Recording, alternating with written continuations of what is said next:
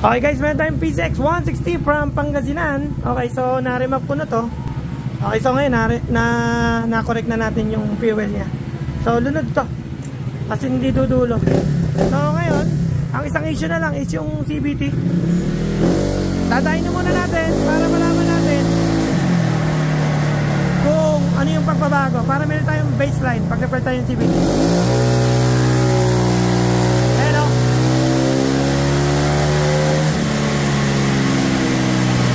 Nakita nyo ba yun?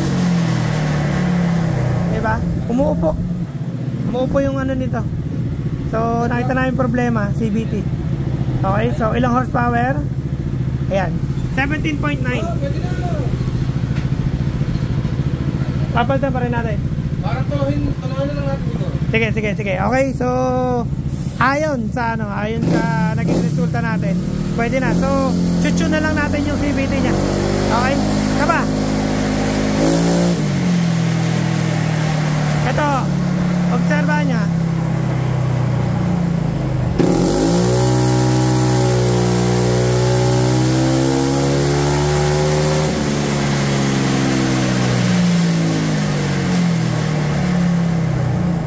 Okay, nakita niyo yung bumabalik.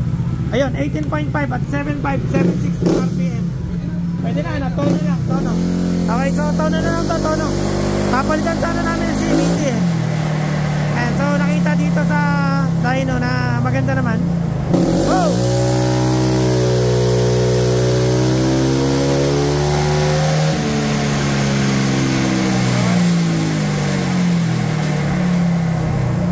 Tuning na lang tayo sa panggilid.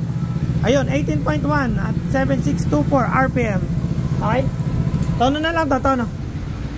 All good na yung pulling niya, no? Maganda yung maganda yung resulta. Okay? From Pangasinan, na-remap ko no, si Papi. Ayun no, na-remap ko no, si Papi. Okay. Papi, tune na lang to, tune. Maganda yung resulta. Okay. Next, X-Max. Ayan, baler. Pero galing to Cabanatuan.